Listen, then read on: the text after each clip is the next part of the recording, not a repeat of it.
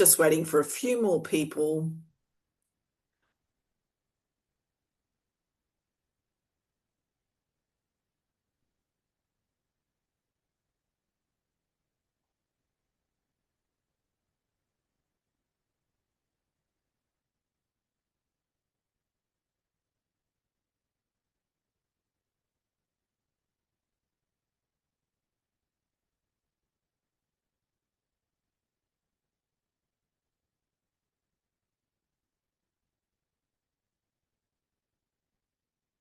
Well, it's 9:31 and I think we should start. If other people come in, Lala, do you have control of the Yes, I'll let waiting people room? in as we go. Thanks, Marika.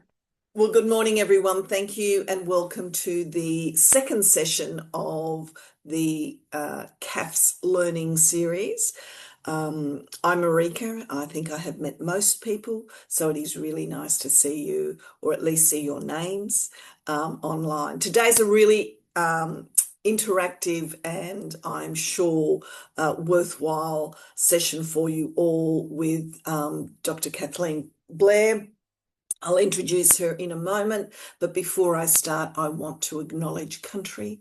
I'm here on Gadigal land. I understand that most of us may be on Gadigal land, but whatever land you are on, I'm sure you join me in paying respects to traditional owners of the land, to elders past, present, and emerging. Yeah, so good morning. Good morning. Time ticks away, doesn't it? Time ticks away. One of the things that you told us last time, if you were at the last session, was that it would be really good to have a little bit of an interaction amongst participants. So I'm going to begin by asking you all just to introduce yourselves. If you can turn your cameras on, that would be fantastic. Um, uh, and just say a little bit of, one or two words about CAFS. How's it going for you? You could just say good, bad, okay, dunno, anything you want to share. How is CAFS program, the new program, going for you? Emma, because I can see you. Good morning. Thank you for turning your camera on. Good Few words. morning. Hi everyone, I'm Emma Dunford from the JNC. So far the CAFS program has been going well for us. It's been a smooth transition from TEI to CAFS, so no real big issues to report on at this stage. Good. We'll give you some. No, joking. Thanks, Emma. Welcome and thanks for joining. Anyone else? James. James Smith, hello.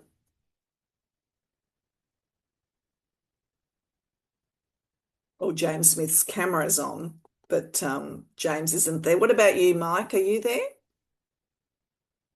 Mike Hawthorne? No.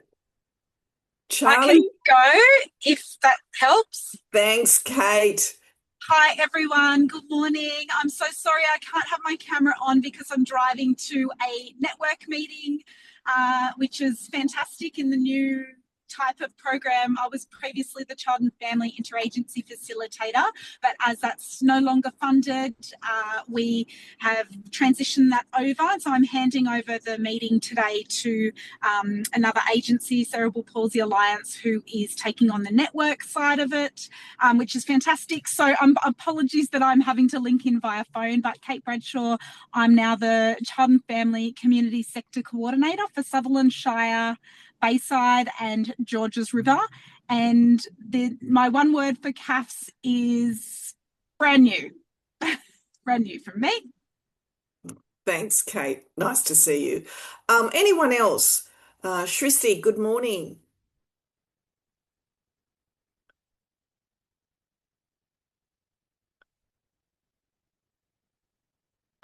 James has just sent us a message. He apologises, no camera. He's in a shared space with clients coming in. Thank you, James. Anyone else want to say something? Hello, good morning. Charlie, are you there? Of course you're there. Is my microphone working? Yes, it is, Charlie. Oh, Good good. morning. My camera is definitely not, so you don't get to see what I'm wearing today. But I'm wearing my Inner City Voice T-shirt proudly, and I'm glad to join the series. And I'm looking forward to, I suppose, understanding and learning more about how CAFS is going to be working, having been a TEI participant for many years, and trying to understand the difference, good and bad. Thanks, Charlie. Thank you. Welcome. Jin Hong, I think you've just sent a message. You were on a call. Want to introduce yourself, where you're from? If you've got a camera, that would be even better. Is this camera on? Sorry. Hello. Hi. Perfect. My name is Jane. I work in Metro Assist Cable as community development officer in the family support team. Anything else? I need to run workshops, events, programs for in the local area covering in the West, both Strathfield, Canada Bay.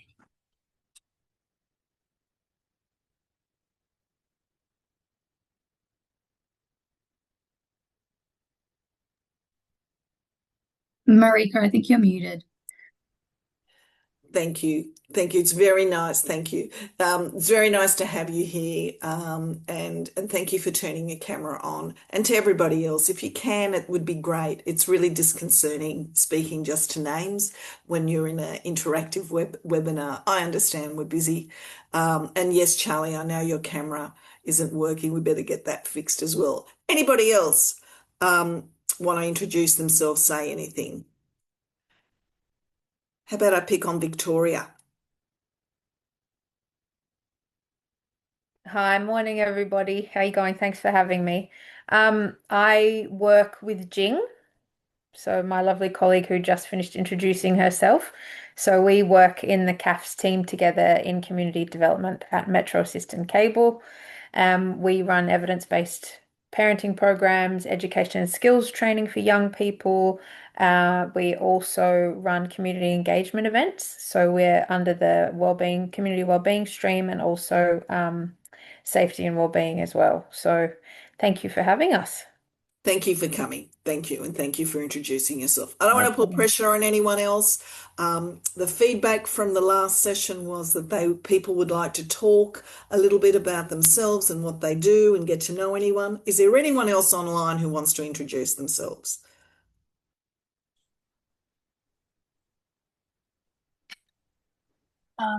I'll introduce myself.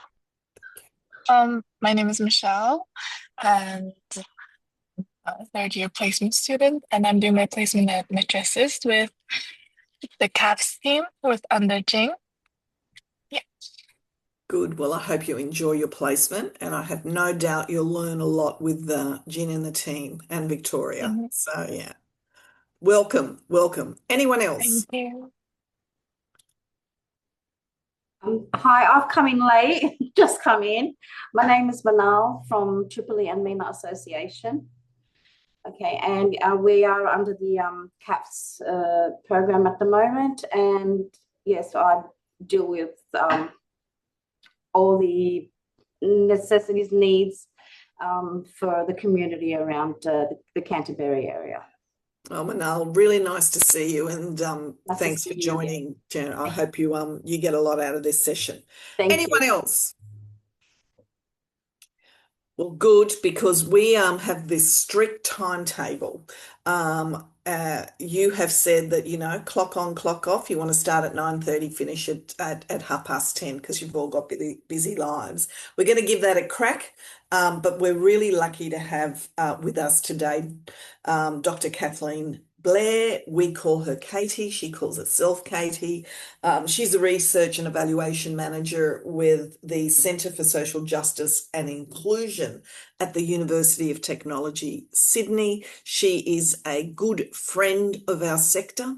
She has already supported a number of organisations. She is leading and driving the uplift of knowledge around proving all the good work that we do.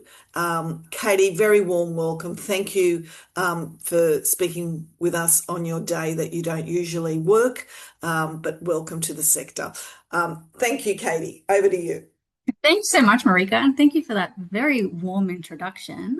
I am just going to share my screen. We have some slides to take us through the topic for today. Let me just make that full screen. And then bear with me for a moment while I move all of you so I can actually see you on the screen. So welcome everyone, and thank you for joining us today.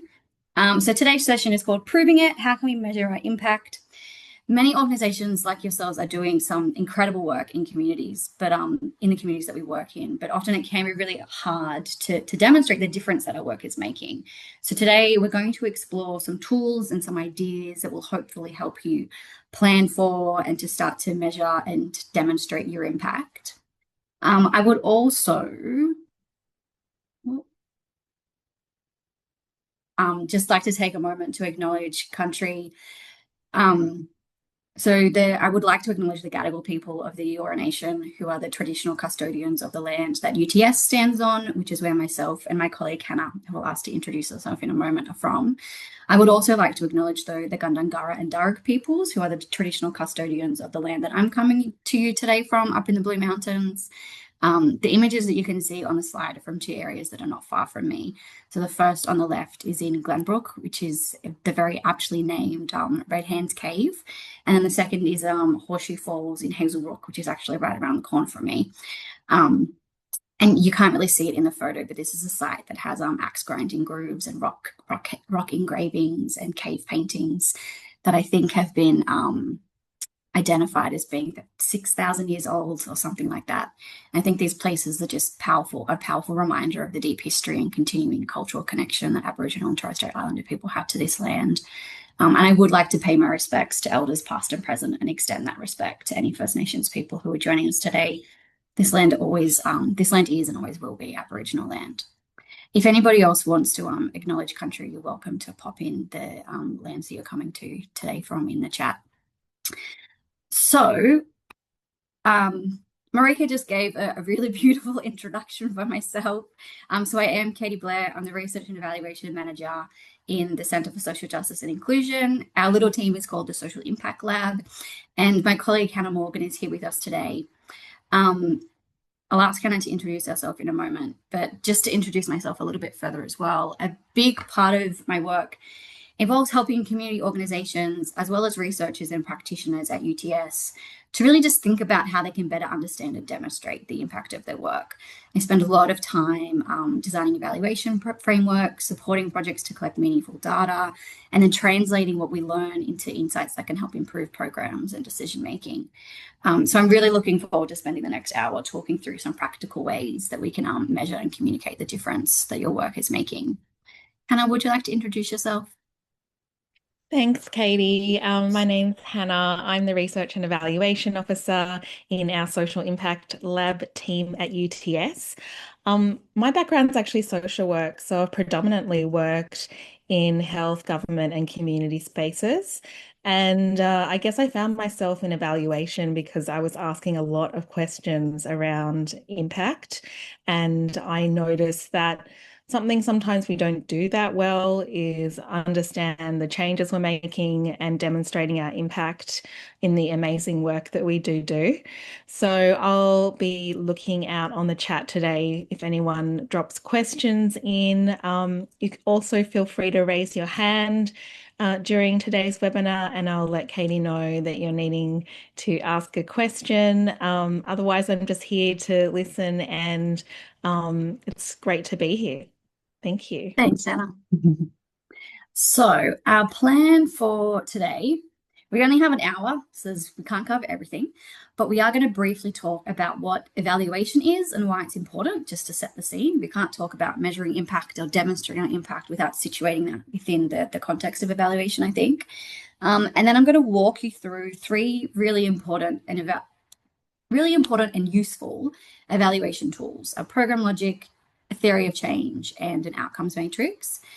When it comes to measuring and demonstrating our impact, I think these tools are really useful because, as we'll show, they can help you identify the intended outcomes of your program, and they can help you plan out what data you need to collect and how you might collect it, which is crucial to measuring your impact as well.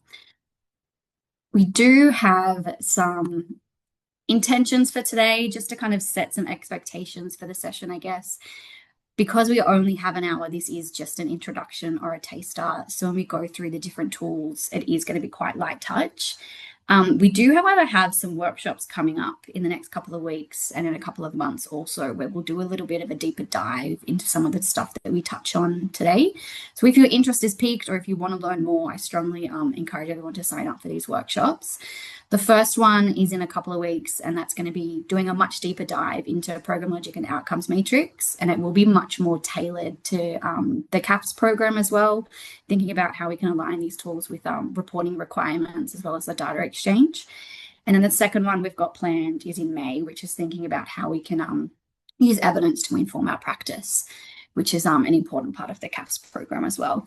I was actually wondering, Lala, oh, thank you. I can see you've just posted the link in the chat. So Lala's posting the links to those workshops in the chat if anybody is interested in registering for them. So also, just before we get into the content, just some housekeeping stuff, because it can help us just, again, like manage people's expectations. So like Hannah was saying, if you have any questions or comments, post them in the chat, but also feel free to put your hand up. There are some key points throughout the presentation where I'll open the conversation up as well. So please feel free to contribute to the conversation and the discussion. Then I think aside from that, people can keep their microphones muted. Just if you're not speaking, just there is a limited background noise. If you have any technical issues, please message Lala. And we'll make sure that the slides go out at the end of the session as well. Again, because this is quite light touch, there's going to be some stuff in the slides that I don't necessarily go into a lot of detail on. So it could be useful for people to just, have all of that information yourselves. So I always like to start these sessions with a bit of a disclaimer. And the reason for this is because that when we talk about evaluation, there is a lot of jargon. There are some key foundational concepts and terms. And unfortunately, in evaluation, most of these terms can mean different things to different people. Impact, theory of change, program logic, outcomes, they're very often used in different ways or interchangeably. And I think it's really important to acknowledge that this can be quite confusing, especially for people who are stepping into this space for the first time. So my disclaimer is that today I'm going to be sharing my understanding and my approach, as well as Hannah might also share her approach as well, which at times we might disagree on things, which is fine. This is just based on what we've both been taught and what we've learned from working in this space and teaching in this space also. And where relevant, we'll also talk about other ways these terms or approaches are used and implemented, so we can get a bit of a fuller picture of what evaluation is and how it works, really. So if there is ever a point in time where I use a particular term or phrase or terminology or whatever it might be, and it's not how you have used it in the past or how you've been taught about it in the past, don't feel that you've got it wrong. It could actually just be that it's being used in a slightly different context for a slightly different purpose, and that could also be appropriate in that space as well. So what is evaluation? At its simplest, evaluation is about understanding whether a program is working and how it can improve. So it's about collecting information and using that information to make better decisions, basically. This is one commonly used definition of evaluation. So evaluation is the systematic assessment of the design, implementation, or impact of an initiative for learning and decision making.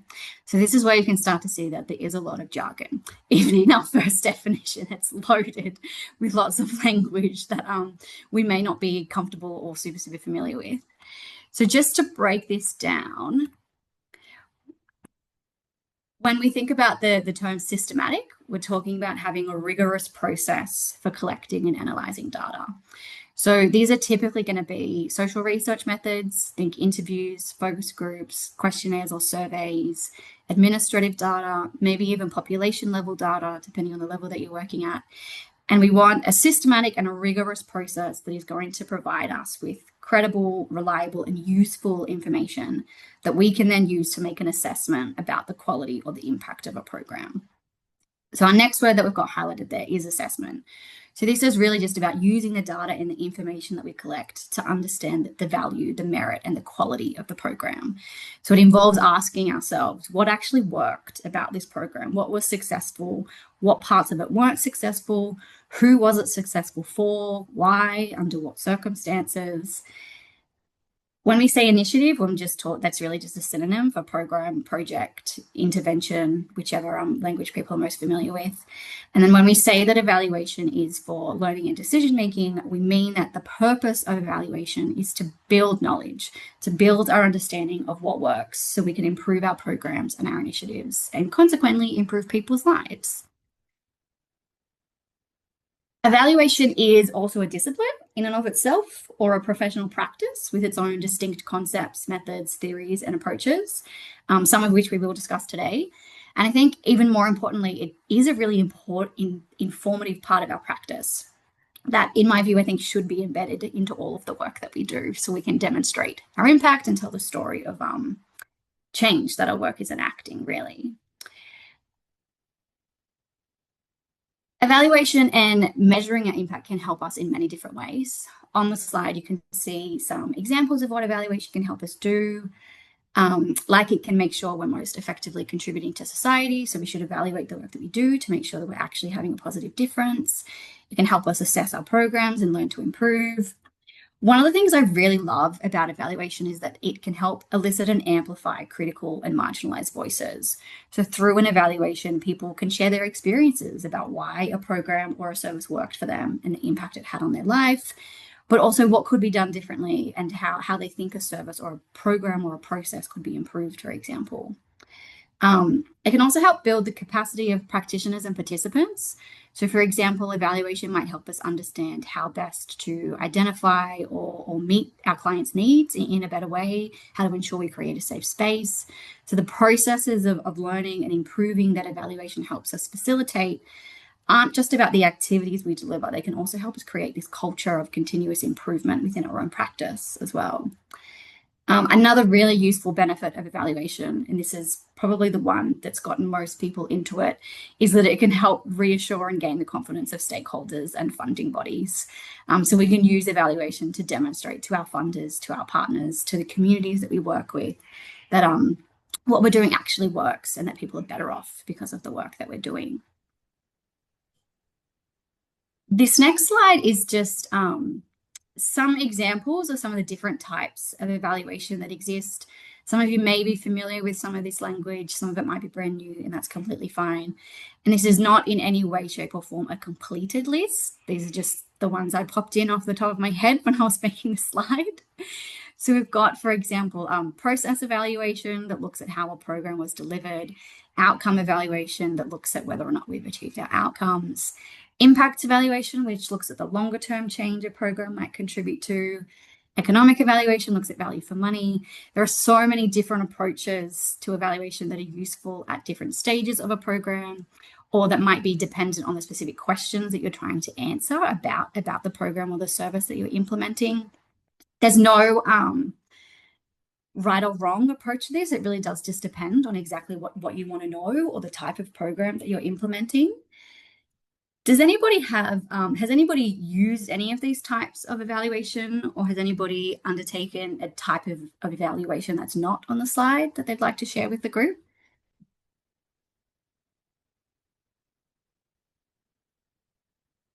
Or does anybody have any questions about any of the types of evaluation that are on there?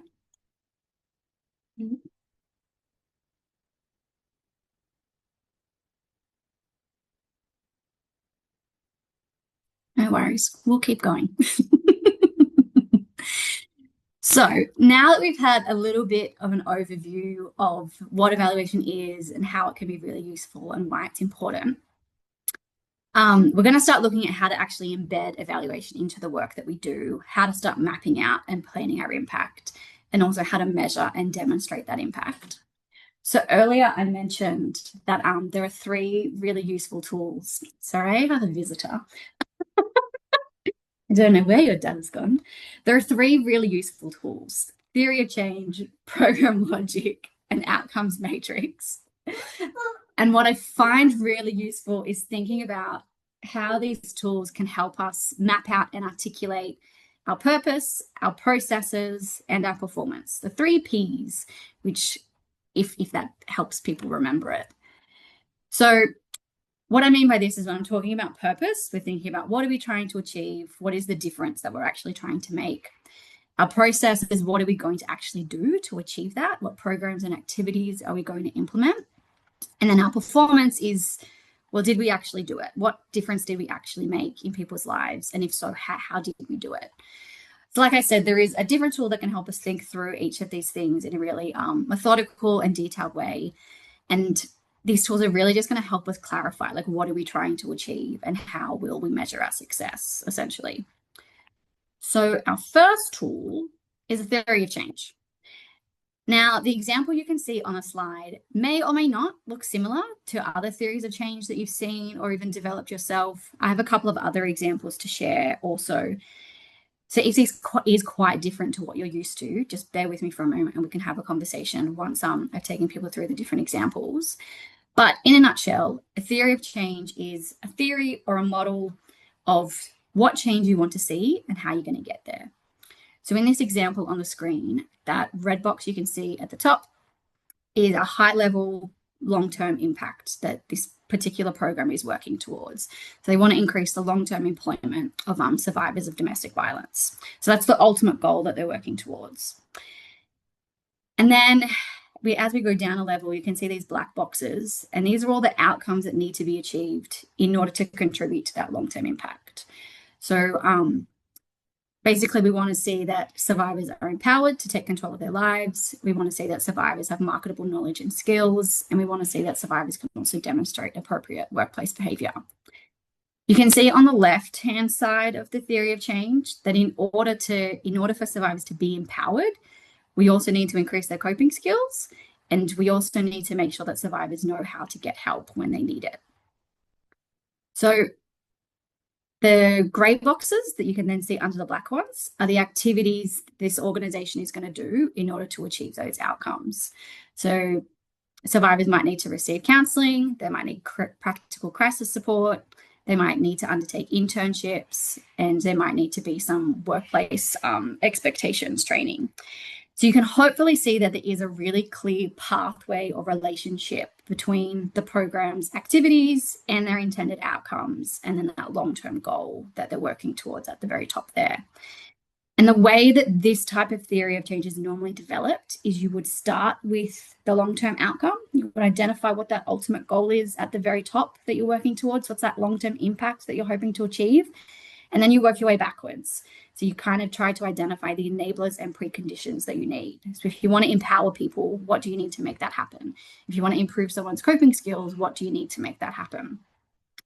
This form of theory of change can be really useful for really complex programs or interventions, especially those with multiple activities or activities that might overlap and intersect, or outcomes that might overlap and intersect. Especially when there are also outcomes that are dependent on one another. I'll show you guys in some of the other examples in a minute. But this theory of change can help you kind of map out that sequencing, I guess. So this is just one example. I have a couple more to show you that are visualized differently and have some different elements to them as well, which I think can be useful.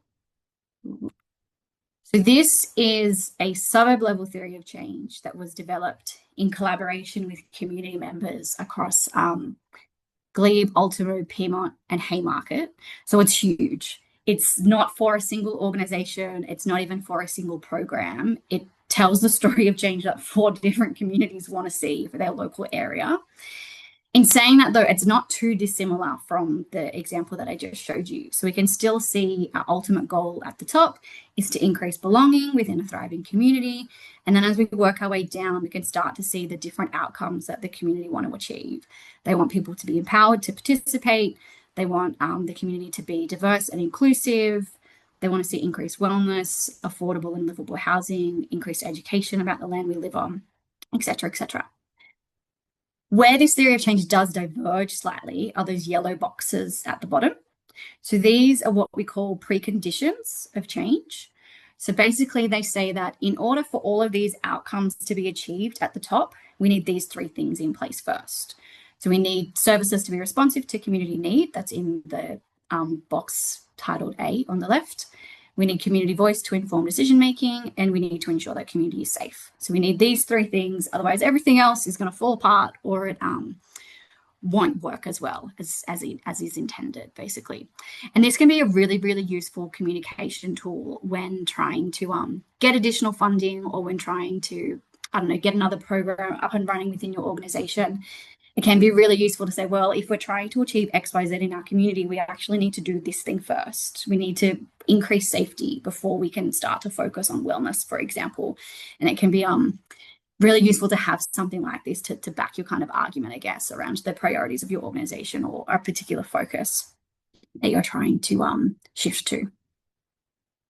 This is another example. You don't need to be able to read it. I know it's very blurry. It's a ridiculous framework, but this is the UTS social impact framework.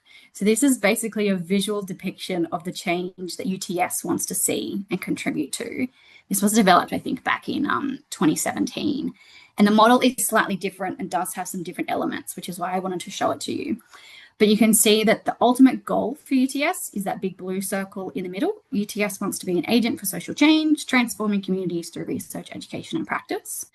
The outcomes that it wants to achieve are actually those blue boxes to the right, and then all of those gray boxes to the left as well. So there's a lot. They've mapped out quite a lot in this particular framework. What I find really interesting about this, so if you can see all of the red dotted lines between the different outcomes, the black lines that show you the links between them as well, and the gray lines also, they're really trying to identify how all of these outcomes are related or linked to each other, and that some outcomes might need to happen at the same time as others, or that they might be dependent on one another as well. So it can be a really useful visualization, I guess, when you do have some co-occurring outcomes that need to that are dependent on one another, or that need to occur in a particular sequence or whatever it might be. The three lines that you can see down the far right-hand side of this as well are also preconditions. So they've also identified, well, we can't do any of this unless we have these three things in place first. And then what they've also done in this model is down the left-hand side, they've also recognized that this work doesn't happen in a vacuum, and that there are external influences like the media, like industry, like government policy and practice that can either help make this work happen, or that might also hinder it. So they've mapped out all the things that they want to do, and then some things that they might not have control of as well, which is an interesting approach too. And then the last example I have to show you is from an organization called Community First Development. And what I love about this is that it's not linear. It's not read from top to bottom or left to right. It's circular. So it's really just communicating that no one outcome is more important than another. And you can see it written on the slide there that they visualize this theory of change in this way because they see community as an ecosystem where everyone and everything is connected, rather than a little bit more of the hierarchical approach that we can see in some of the other examples. So this is really just to demonstrate that a theory of change can look quite different depending on the purpose of what you're doing or the group that you might be working with. Some of you also might be more familiar with having like just a written theory of change rather than a visual model, which is perfectly fine as well. I think in a lot of ways that's much easier and doesn't take up as much time, but it can also be really useful to visualize your theory of change in this way, to see those connecting pathways between your outcomes and that impact, and make sure everything does actually link. You don't have any outliers or anything like that. So this slide is really just to demonstrate that developing a theory of change is very rarely a neat process. It is often iterative, it should be collaborative, and more often than not, it is very messy, which I think is actually a good thing, because I think it means you're reflecting very deeply on the change that you want to see occur and how you're going to achieve that. What you can see on the slide is some of the behind the scenes work that my team have done in developing a theory of change for some of our other projects. So it is very likely that you will have multiple versions. You will go back and forth with your partners and stakeholders, your team, your community, multiple times before you get it right. And I'm not saying this to deter you, but just to let you know that if that happens, it means that you're going through the process in the way that you should, really. Does anybody have any comments or questions? Anything they'd like to add, or I don't know, just a personal experience they'd like to share about developing a theory of change? Katie, this is great, but I'd be really interested if people have a theory of change for their organisation or their service, and do they know it?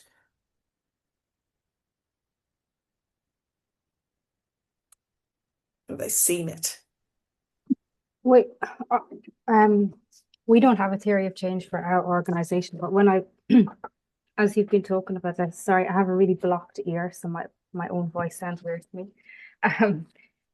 But in doing the program logic for TEI, and I haven't started the one for CAFS, they kind of ask for a theory of change, like for each like activity that you're doing throughout your, which I think sometimes can be really difficult because it's kind of so micro. It's not looking at like the bigger picture and how all of those activities or services you're providing will contribute to kind of an overarching theory of change, I guess. So yeah, I'm just interested in, I suppose, doing it at a kind of more micro level. Yeah, it is an interesting point, and it will be something that we cover in the upcoming workshop, because I'm aware that theory of change is a column in the CAFS program logic. And I think, like, I personally love doing theory of change in this really big and really messy way, because I love that you're able to see the specific contribution that different activities can actually make to the bigger picture. But I think when it comes to developing your CAFS program logic, what we can hopefully do in that workshop coming up is actually figure out, okay, how do we take this bigger picture and distill it into one sentence, for example, for a particular activity, which isn't an easy task. Yeah, it feels much more difficult than coming up with like lots of things like this. Yeah. But yeah, we can definitely try to cover that in the next workshop, because yeah, like I said, it's not an easy thing to do. Great, thanks. Katie, I've got a question. Yeah, go for it. And part of it is about where you include anticipated outcomes versus unanticipated outcomes, and how do you incorporate that into an ongoing evaluation project?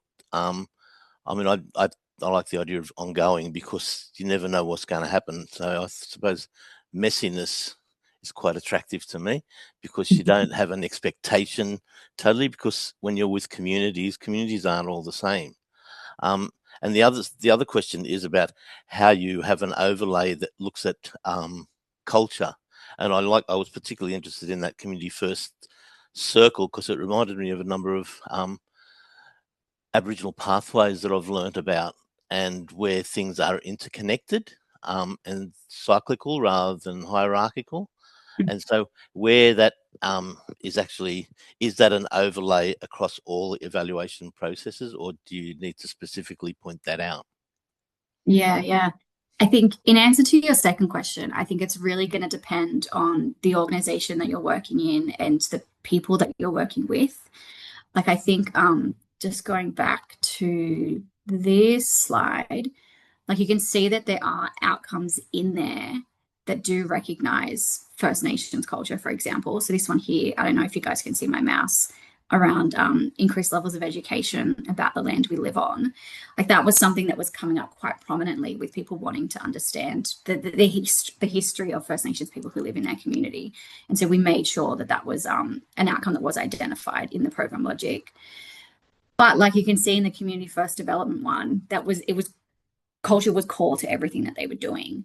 And I think you can even see, I don't know if it's there actually. Yeah. So there are some like really specific outcomes that they've identified around stronger cross-cultural community and stronger country and stronger culture. So again, they've identified it as specific outcomes in there too. But there could even be like a completely different version of this, where culture is like an overlay of everything on top of it, and how culture can like influence every decision that we make and how we move through the world, really. I think it could be quite interesting to see how someone might visualize that. In answer to your first question around unintended versus intended outcomes, What I normally try to do with a theory of change is just focus on the intended outcomes. What are we actually trying to achieve, and how are we going to achieve that? What I would actually do is, if you also want to identify what some of the unintended outcomes might be, is I would add that into your program logic, which is the tool that we'll go through next, where you actually think through, well, if we do this, what could be, what might actually be some of the negative impacts that could come of this, for example, and think through, yeah, some of the things that you might not intend for the work that you're doing, and figure out some potential mitigation strategies for that as well, to make sure that some of those potentially negative outcomes, sorry. I keep saying incomes. I don't know why. Thinking about how you might mitigate some of those negative outcomes, really. I also think that this comes down to also when you're planning your evaluation and you're articulating your evaluation questions. An evaluation question that we normally have is, what are some of the unintended outcomes of this project? And what you would then do is, when you've collected all of your data and you're analyzing that, you'll be able to see, well, what are some of the things that came out of this that we didn't actually account for? Some of it could be positive. There might be relationships that people have developed that, yeah, you weren't cognizant of, or there might be skills that people developed that you hadn't accounted for, or something like that. And you can make sure that in your data analysis, you're pulling that out and you're telling that story in your evaluation report, or in, yeah, whatever sort of kind of output is coming out of your project. Does that make sense? Yeah. They're big questions, Charlie. Just being conscious of time, I am going to have to whip through a couple of things quite quickly. But hopefully people will start to the workshop and we can go through things in a lot more detail. What you can see on the slide is just one example of what a program logic could look like. I know everybody is probably familiar with very different models, but in a nutshell, a program logic, by comparison to a theory of change, can be a much more detailed description of your program or your project, and how you intend to achieve the outcomes that you've identified. So it goes into far more detail about what resources are needed, what specific activities you're going to implement, what your outputs are, and also what your intended outcomes are. And again, our program logic, as by way of differentiation from our theory of change, has this very linear if-then logic. So if we invest these resources, we'll conduct these activities. If we conduct these activities, we'll deliver these outputs. If we deliver these outputs, we will see these outcomes. And if we see these outcomes, we will hopefully have this impact. What I really do love about a program logic is that it is a really good planning tool to help figure out what you actually have the capacity to deliver and what you can practically achieve with the resources that you have. It's a really good way of checking, can we actually implement all of these activities? Can we actually achieve these outcomes with the activities that we've identified? Are we missing any links between what we've kind of mapped out for the service that we're going to deliver, or the program that we're going to deliver? I also really love its simplicity. So for me, like, a program logic should be something that anybody could be able to pick up, and they understand exactly what you're doing, what you're going to achieve, and how you plan on achieving it. Like I said earlier, there are lots of different templates. I myself often change the template I'm using depending on what the program logic is for. But this is kind of the one that I keep going back to, or at least the one that I start with, and I might shift it around depending on, like, again, who I'm working with. And you can see that there are a couple of extra columns in here compared to the one I had on the previous slide. And this is quite similar to the CAFS program logic as well, which will hopefully be useful for people. I know that it has changed, yeah, recently, but hopefully there's still some elements that are similar enough for people at least. So the first column, that current situation, I do think it can be really useful and really important to map out the issue that you're trying to address, or the problem, or the challenge that your community is facing. It can be really useful to describe the target group that you're working with, so the people that problem is affecting, whether that's new parents or community organizations or young people, whoever it may be, and describing what issue or issues that group faces, and then also describing what will happen if that issue isn't resolved. And the reason why I think this is really important, because it can really help with communicating the value of your program by saying, this is the problem. If we don't do something, this is what's going to happen. This is why you need to fund this piece of work, for example, or this is why we need to undertake these activities, basically. Our next column is really just the actual activities that you're going to do. So just a list of the activities that you're going to conduct. The level of detail that you go into is up to you, but like I was saying before, a general rule of thumb that I like to follow is that anyone should be able to pick up your program logic and understand exactly what your program is and what you're going to do. The inputs are just the things that you need to implement your activities. This could be the amount of funding that you need, in-kind support, the number of staff, equipment or facilities you might need, just anything that you need to effectively deliver your program. It can be really important to think about this really critically, because if you're missing something and you try to implement your program and then you find later down the track that you don't actually have the number of staff required, for example, that obviously is going to be a huge issue for your implementation. So it can be really important to think through really critically, what do we need to deliver the things that we've said we're going to deliver? If we don't have everything we need, maybe we actually need to reduce what we've committed ourselves to. The evidence column. So this isn't normally in program logics, but I do like including it because I like using it to summarize evidence that shows how to actually address your problem. So it's not evidence that the problem exists that's going to go in our current situation, but this is evidence that shows the best way to solve your problem. So this could be, for example, research that shows that a particular program has already shown to be effective in another location, for example, and that's now something that you're trying to replicate or deliver in your own community. It could be practitioner expertise, so even your own understanding of what works in the community that you're working in, what you found after 10, 20 years of working with a particular group of people. It could also even just be the views of community members themselves that actually describe what solution they want and need to see put in place. So it's really just some sort of evidence that we're using to inform the design of our program, really. Yeah. So the outputs column, this is where we put measures of what we're doing, how much of it, and who with. So it's the tangible things that you deliver. So this could be 2 workshops with 10 young people in each session, the number of referrals you might make, the number of resources you might develop, the number of sessions you conduct. It's the really tangible things that you actually delivered as a result of your program, or the things you will deliver as a result of your program. The outcomes column is where you list the outcomes that you and the people you're working with want to achieve. So outcomes are typically defined as changes, so it has to be a change. And this could be a change in someone's knowledge, their attitudes, their values, behaviors, or their circumstances. So for example, you might want to increase someone's formal or informal networks. You might want to improve a new parent's knowledge about normal infant development. You might want to see a reduction in homelessness or people sleeping rough.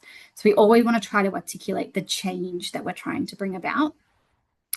And then social impact, our last column, this is where we describe that bigger, more significant, longer term impact that we want our program to contribute to. A lot of people do sometimes get stuck between outcomes and social impact, and they're sometimes not sure where to put what information. So the way that I like to think about it is that outcomes are generally the immediate changes that you expect to see as a result of your program or project. So during the program or once the program has ended. And again, like changes in someone's skills or knowledge, et cetera, et cetera. And then the social impact is that longer term change that your program can contribute to. Oops, sorry. This is just an example of a completed program logic. It follows on from that first theory of change that I showed you about support for survivors of domestic violence. I'm not going to go through it, but I've just kept it in the slides so people can go back to it to have a look. It's a really, really simple example of just demonstrating that link, I guess, between activities and inputs and outputs and outcomes. But we are running short on time, so I'm going to whip through a couple of things. One of the most important things when developing your program logic, but also your theory of change, is defining strong outcomes. So a good outcome describes meaningful change experienced by people, right? So it should be specific, it should be focused on change, it should ideally be measurable, or you should at least be able to demonstrate the change in some way. So for example, an outcome is not that you delivered 10 training sessions, that's your output, right? The outcome would be what happened as a result of that training. Did the participants increase their skills in some way? Did they increase their confidence? Did they expand their social networks? So it's the change we want to see as a result of the activity that we implemented. Just before we jump to our last tool, so just to reiterate that a theory of change and a program logic are quite complementary tools. I think a theory of change is often more conceptual and explores the broader pathways of change, that the bigger picture, pie in the sky vision, if you will. And then a program logic is usually much more practical and operational. What are we actually going to do with the resources that we have and the time that we have, for example?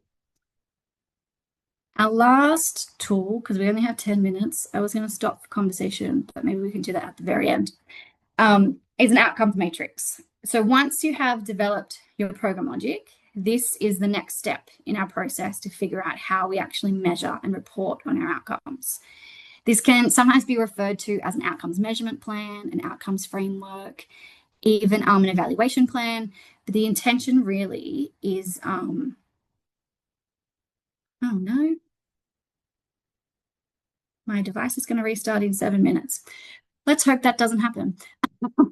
The intention really is to map out what data you actually need to demonstrate your impact. So there is some overlap between this document and your program logic, and that is intentional. It's to make sure that anyone can pick up this document without the program logic and still understand what you're doing and how you're going to measure it. So that first column we can see is, again, our activity. It's just cut and paste straight from our program logic. And again, it's to make sure that we're being really clear with exactly what we're doing. The outputs and outcomes, I've split this in two, and I'll show you an example in a second of how this can work in practice. Again, these can just be cut and paste straight away from your program logic. Our indicators are markers that show us where the progress is being made on our outcomes. So an indicator helps us track our outcome. I'll show you an example in a second. And then our measures are the actual piece of data that we need to measure our impact, really. So it's the actual tool or the survey question that we're going to use to get the information we need. Data source is really simple. So this is just where we're going to get our data from. This could be your administrative data, for example, or it could be data from a survey or from an interview. And then our last column is about how we actually collect or access this data. So this tool is really about helping us map exactly what data you need and how you're going to collect it, and putting a plan in place to make sure that you can actually do that throughout the implementation of your program. Just to iterate, because I know this can get confusing, our outcome is the change that we want to see. Our indicator is how we track that change. And then our measure is what we use to track it. So for example, you can see down the bottom of that slide, our outcome is that we want to reduce homelessness, right? So one of our indicators is going to be the number of people who are homeless, because if we track that number, we can see if we're achieving that outcome. And then our measure is going to be where we get that number from. So it could be census data, for example, that reports on homelessness, could be street counts, could be the number of people who access specialist homelessness services, but it's the actual piece of data that we're going to use to track change over time, basically. So again, just to iterate things a little bit, 1 second, sorry. I'm just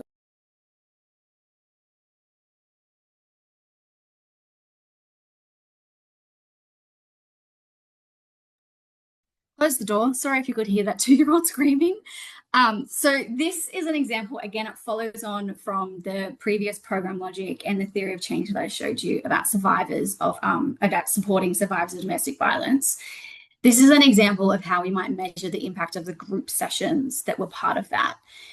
So you can see down the left-hand side, our activity is just the group session.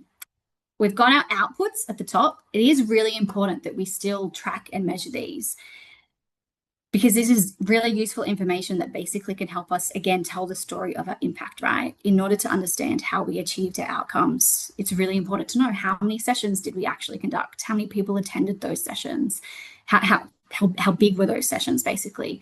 If people received additional support following up from those sessions, all of that information can help us understand how we actually achieved our outcomes. And if your program is really successful, it can help you say, okay, well, if we're going to replicate this, we need to make sure that we have a max of 5 people in each group, that the sessions are fortnightly, that we've got 2 facilitators in those sessions. All of that information is going to help you tell the story of how you achieved what you achieved, basically. And then in the bottom two rows, we have examples of outcomes for this activity. So one of the changes we want to see for the people attending these group sessions is that they have increased support networks. So our indicator is going to be, it's almost written the same as our outcome. We're going to track the number of people who self-report that they have strong networks. And then we're going to use 2 survey questions to measure this. So we're going to ask people, I have someone I can go for to help when I need it, and I know where to go for help when I need it as well. You don't need to do both, it could be one or the other.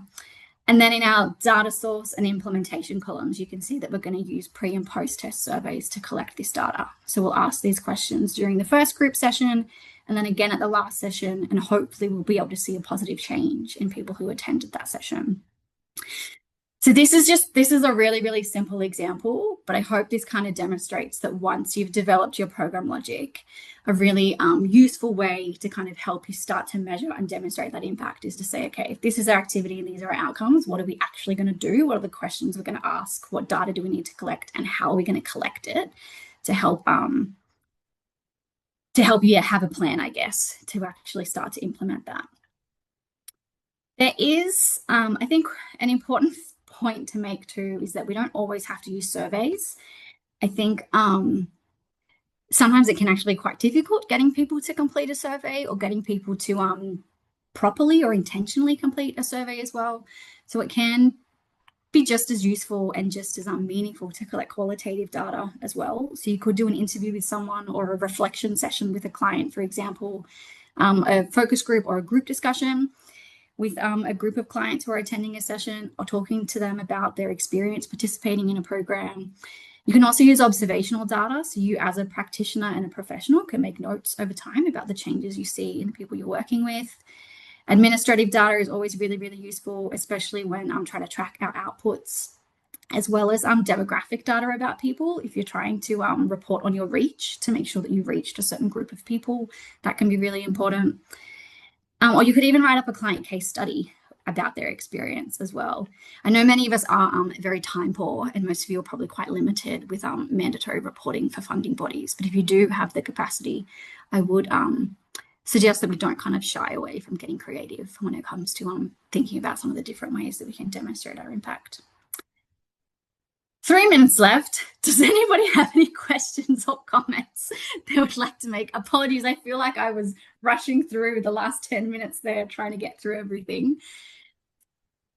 Does anybody have anything they'd like to ask or anything they'd like to add?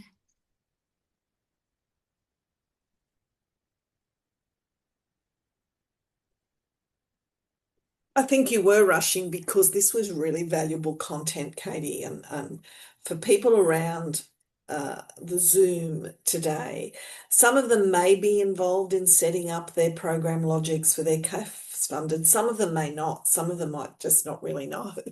I'm not quite sure where people are up to. But the information that you've got in this is critical to help people, not only in this role, but everything else they might be doing in their organisation. Yep, thank you. Upcoming workshops, really important.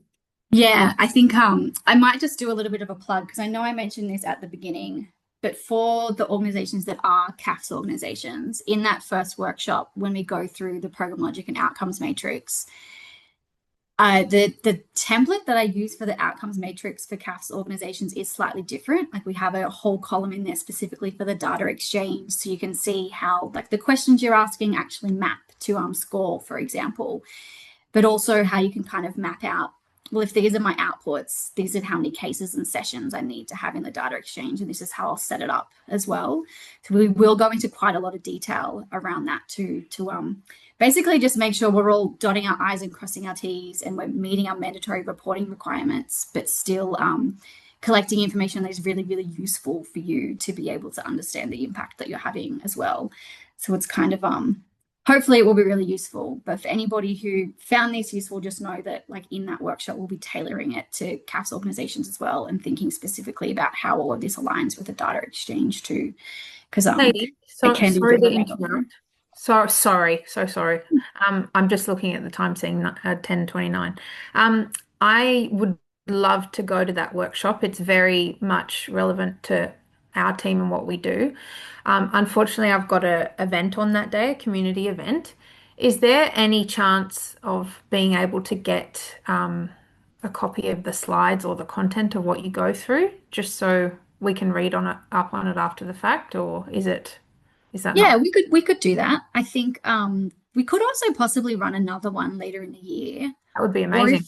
you wanted to, on the next slide, I've got our contact details. So you could reach out to us too, and we could possibly organize even just like a one-on-one session if that would be Okay. useful. That or would be something like that. awesome. Yeah, We're thank you. really keen to support people in the best way Yeah, possible. it Because I looks know it's not really easy. interesting. Yeah, that's right. Thank you.